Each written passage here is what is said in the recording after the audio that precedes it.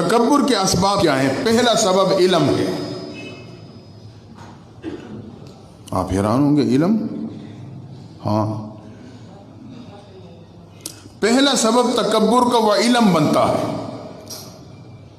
علم کی وجہ سے مزاج میں بڑائی آ جاتی،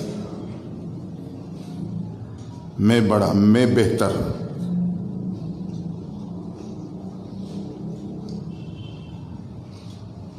جس وجہ سے وہ نور علم سے محروم کر دیا جاتا ہے۔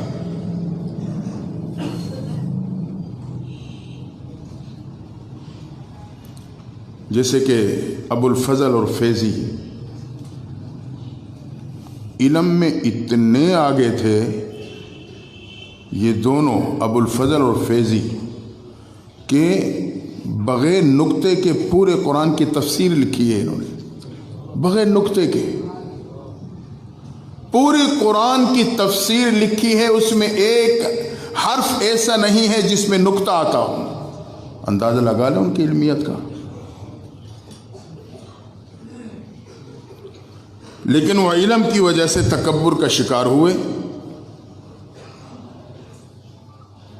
اور وقت کے حکمران کے سامنے تعظیمی سجدے کو انہوں نے جائز قرار دے دیا۔ درباری تھے نا، دربار کا تو پھر اثر ہوتا ہے۔ مجھے بات یاد آ گئی، حضرت صدیق رحمۃ اللہ تعالی کے خلیفہ اجل حضرت مولانا عبدالحق صاحب رحمۃ اللہ تعالی علیہ دارالعلوم حقانیہ اکوڑا خٹک والے، اس دور سے وہ الیکشن لڑتے تھے۔ ان کے الیکشن ہم نے بھی دو الیکشنوں میں حصہ لیا ہے باقاعدہ۔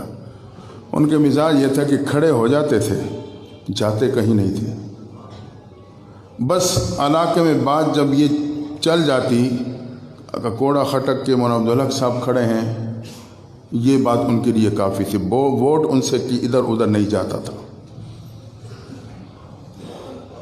جب بھٹو نے ان کے مقابلے میں، کیا نام تھا، بابر، نصیر اللہ بابر،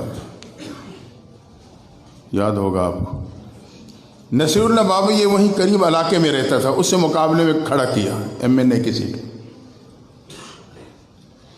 پورا پیسہ لگایا، پوری بھاگ دوڑ کی، نہ جیت سکا۔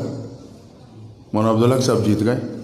بھٹو نے نصیر اللہ بابر سے پوچھا، یار ایک مولوی کے مقابلے میں سارا کچھ کرنے کے باوجود تو سیٹ نہ نکال سکا؟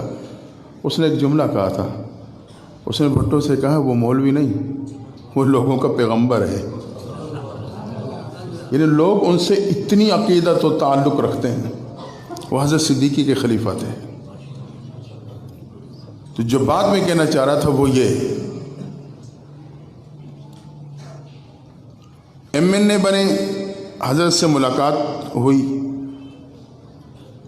تو حضرت انہوں نے کہا کہ مولانا صاحب،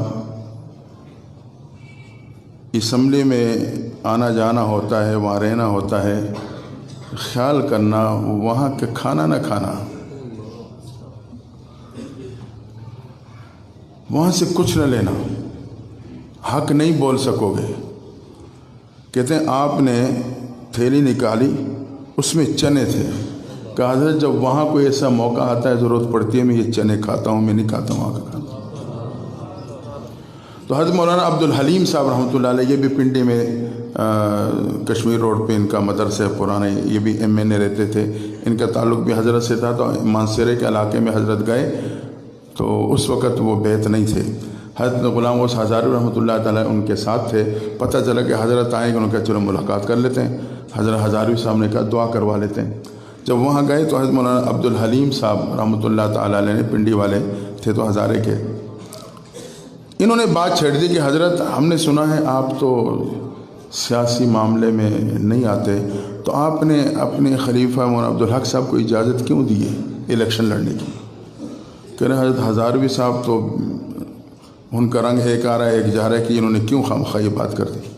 کہتے ہیں حضرت نے کہا مولانا عبدالحلیم صاحب آپ عبدالحق بن جاؤ، آپ کو بھی اجازت دے دوں گا۔ کہتے جب باہر نکلے تو حضرت ہزاری صاحب نے انہیں تھوڑا سا سختی سے کہا کہ یار اللہ کے بندے یہ بات کیوں کی؟ یہاں تو دعائیں لینے کی چاہیے، بس دعا لیتے اور اجازت لے لیتے۔ کہا پھر جواب مل گیا نا، کہا آپ عبدالحق بن جاؤ، آپ کو بھی اجازت دے دوں گا۔ کہ کہنے کا مقصد یہ تھا، میں جو بات کر رہا تھا، علم یہ تکبر کا سبب بنتا ہے، نور علم کا نور ختم ہو جاتا ہے، فیض اور فیضی جیسے تو اس دربار کے یہ اثرات ہوتے ہیں۔